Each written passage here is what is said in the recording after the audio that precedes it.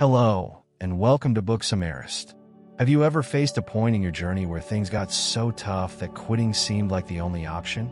Maybe it was a job, a business venture, or a fitness goal. In The Dip, Seth Godin sheds light on a harsh but liberating truth.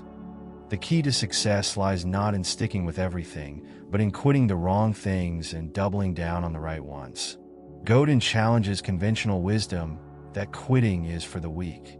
Instead, he argues that quitting strategically can be the smartest decision you ever make.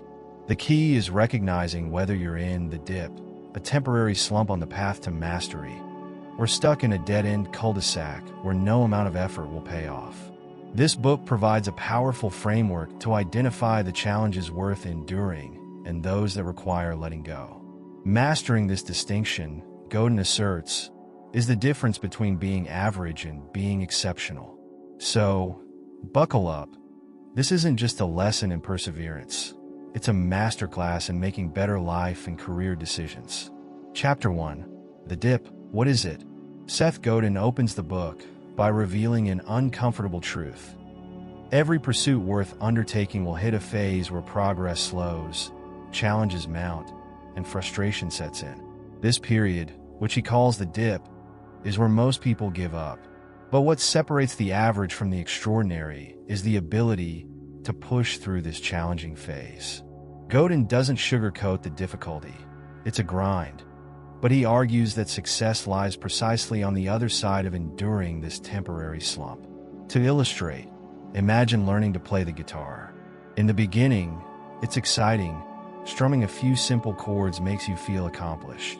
But soon enough, your fingers hurt, and more complex techniques seem impossible. This is the dip.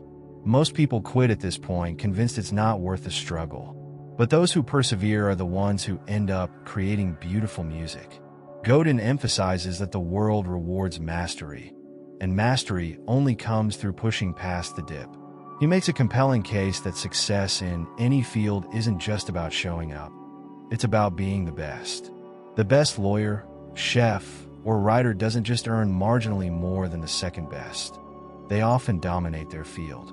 And how do you become the best? By enduring the dip when others give up. However, Godin is clear that not all dips are worth enduring. Some are signs you're on the right path, but others are simply time traps leading nowhere. The challenge is distinguishing between the two. For example, a bakery owner might struggle with low sales and tough competition initially. This is the dip, a phase that tests their commitment. If they innovate and build strong customer relationships, they can emerge as the go-to bakery in town. But most bakers quit before reaching that point. The key lesson here is simple. Don't quit just because it's hard. Quit only when it's the wrong dip. Recognize that difficulty often signals you're on the path to success, not failure. Chapter 2. The cul-de-sac and the cliff. Godin doesn't just talk about dips. He warns us about two dangerous traps that people fall into: the cul-de-sac and the cliff. The cul-de-sac, or dead end, is a situation where no matter how much effort you put in, nothing improves. It's like driving in circles, hoping to find a way out, but never getting anywhere. Staying in a cul-de-sac out of fear or inertia is one of the biggest mistakes people make.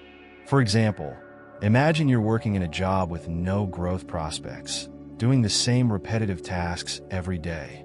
You keep telling yourself things will eventually get better, but deep down, you know they won't.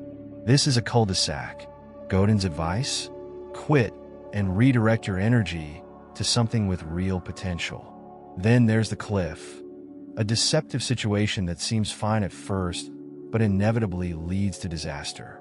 Think of someone who ignores their health problems while continuing unhealthy habits. Everything seems okay until one day it isn't. The cliff doesn't reveal its dangers until it's too late, making it a silent but dangerous trap. Godin stresses that quitting isn't a sign of failure when you're in a cul-de-sac or on a cliff.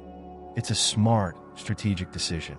The real challenge is to recognize these situations early and have the courage to walk away before wasting valuable time and energy. Chapter 3. The importance of being the best. Seth Godin makes a powerful case that the world rewards those who are exceptional, not just good or competent, but truly the best in their field. Whether you're a software developer, a fitness coach, or a content creator, the biggest gains come when you differentiate yourself from the pack. But getting to the top is no accident. It's the result of pushing through the dip while others give up. Godin explains that markets naturally gravitate toward a winner-take-all structure.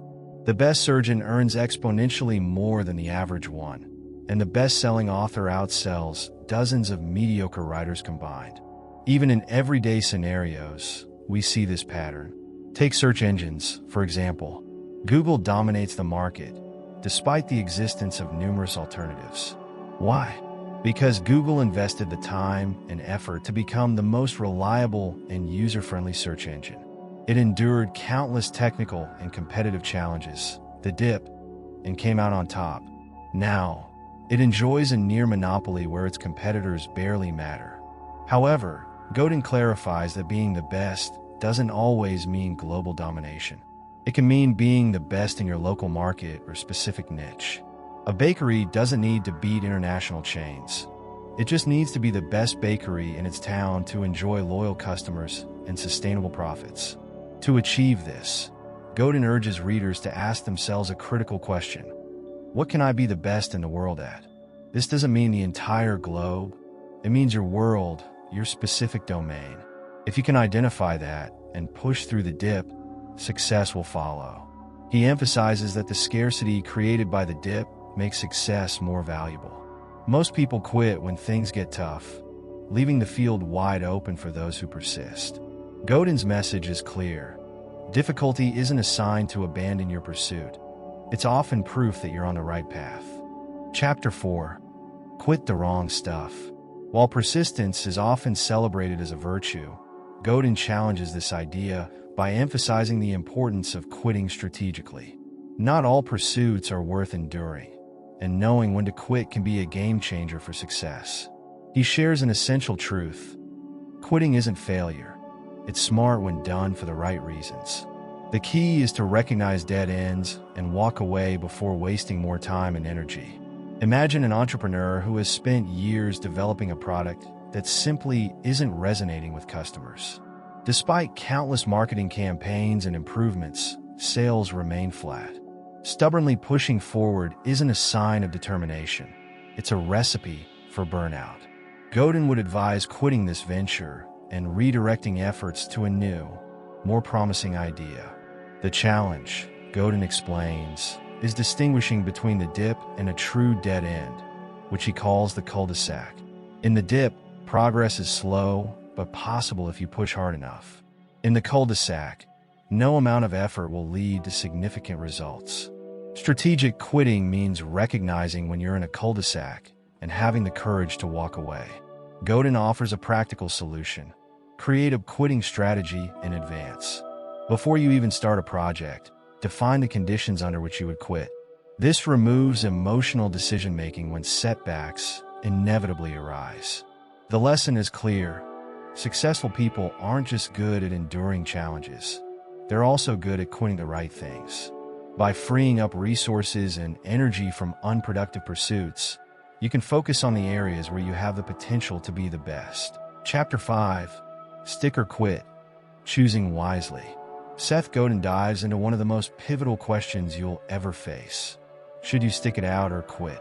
Many people fall into one of two traps. They either quit too soon when faced with challenges or stubbornly persist in pursuits that will never yield success. Godin argues that neither approach is wise. The key is to make thoughtful, strategic decisions based on the nature of the challenge. To illustrate, imagine a software developer who has been working on a new app for months. Initially, it seemed promising, but after endless updates, bugs, and lukewarm market reception, they begin questioning the entire project. At this point, they face two options: abandon the app or double down and push through the dip. Godin suggests evaluating the situation with clarity rather than emotion. He proposes two critical questions to guide your decision. 1. Is this effort likely to lead to success if I push through? 2. Am I willing to endure the pain and effort required to reach the other side of the dip? If the answer to both questions is a resounding yes, then the path is clear. Stick with it. But if the answer to either is no, it may be time to quit. Godin highlights the importance of recognizing the concept of opportunity cost, the value of what you're missing out on by staying stuck in an unproductive pursuit. By quitting at the right time, you free up resources to invest in something with greater potential. This isn't failure, it's strategic thinking. He shares an example from the business world: Netflix. The company started as a DVD rental service but saw diminishing returns in that market. Instead of stubbornly sticking to DVDs, they shifted to streaming and eventually original content. This strategic decision to quit their old model and embrace a new one allowed Netflix to become a dominant force in entertainment. The lesson here is simple but profound. Don't let emotional attachment or the fear of wasted effort keep you in a dead-end pursuit. Smart quitting is a superpower. Chapter 6: Scarcity Creates Value. Godin delves into an important truth that often goes overlooked. Scarcity is what creates value. If success were easy, it wouldn't be as rewarding. The dip functions as a natural filter, separating those who truly want success from those who are merely interested. He uses an analogy from the tech world. Imagine an app that promises to revolutionize productivity. Dozens of developers will launch similar products, but only a few will invest the time, effort, and resources needed to create a standout experience. The ones who push through the dip, fixing bugs, improving user experience, and building customer loyalty, are the ones who capture market share and long-term success. Godin explains that the scarcity created by the dip increases the value of being on the other side. Few people are willing to endure the grind, which is precisely why those who do are richly rewarded. He also shares a personal insight. When he began writing books, the publishing industry was filled with challenges and gatekeepers. Many aspiring authors quit after their first rejection letter. But Godin recognized that this scarcity, the unwillingness of others to push through, was his opportunity. By enduring countless setbacks and perfecting his craft, he positioned himself as a leading voice in marketing and entrepreneurship. The key takeaway? Don't fear the dip, embrace it. Recognize that its very existence makes success more valuable. The fewer people who are willing to endure it, the greater your opportunity to stand out and succeed. Chapter 7: The Dip as a Shortcut to Success. One of the most counterintuitive yet transformative ideas Godin presents is that the dip, rather than being a frustrating obstacle, is actually a shortcut to success. While that may sound contradictory, Godin explains that enduring the dip creates a clear path to becoming exceptional. Most people quit during this phase, which means fewer competitors when you emerge on the other side. To illustrate this point, think about competitive sports. In the early stages, there are thousands of young athletes dreaming of making it to the pros. As the training becomes more intense and the competition fiercer, many drop out. Only those who endure the long hours of practice, grueling matches, and setbacks have a shot at standing on the Olympic podium or playing in top leagues. The dip is what separates hobbyists from champions.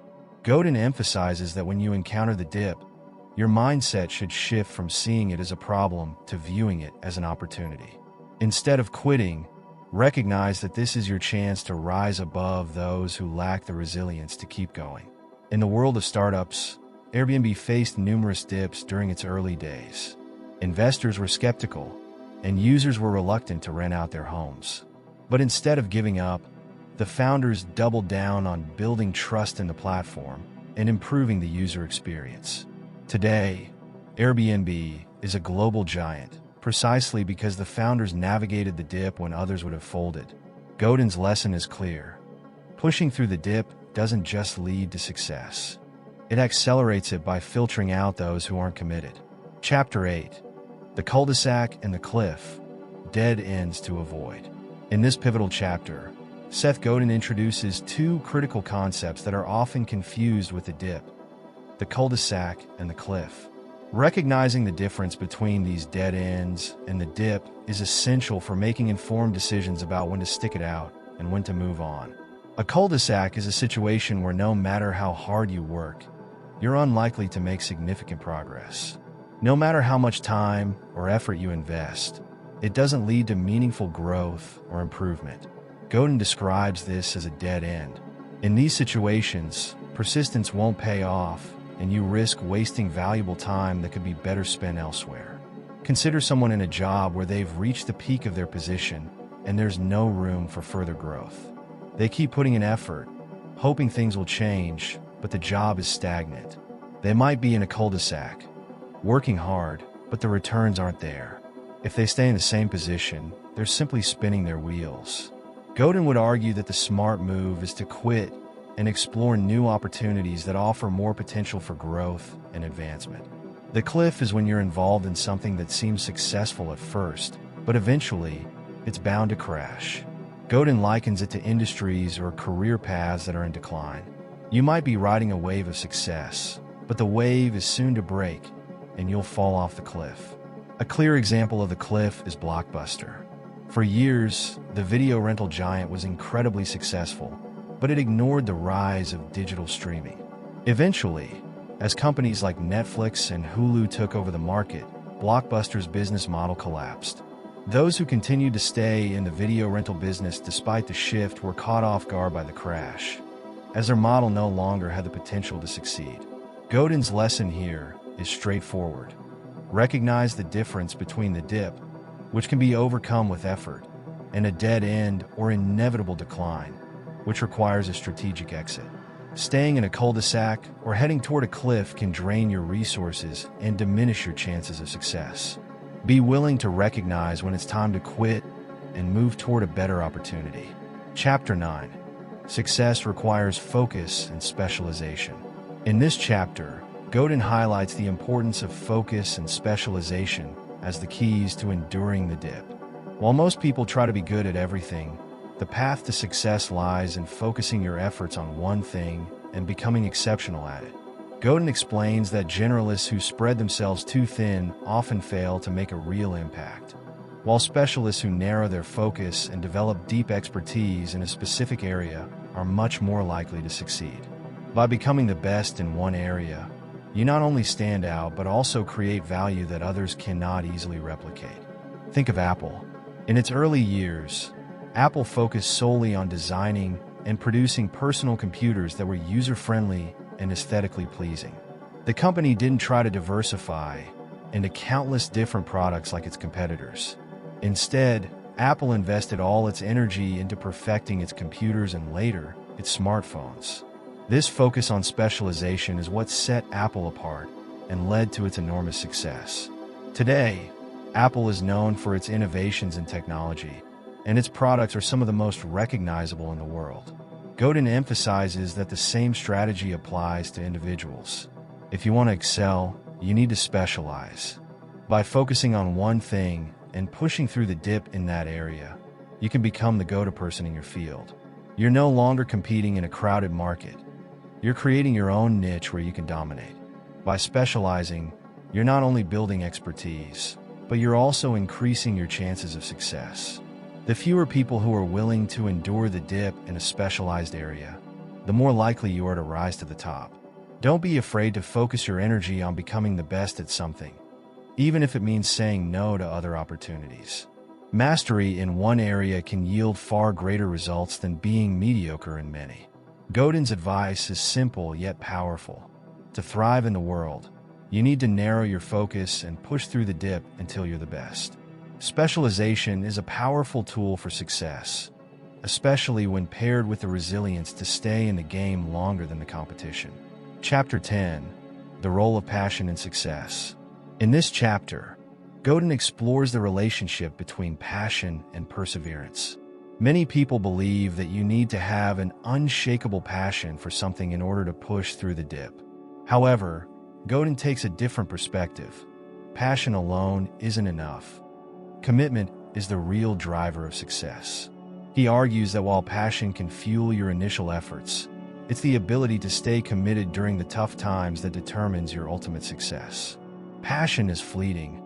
Commitment is the fire that keeps burning through adversity. Take the case of an entrepreneur launching a new product.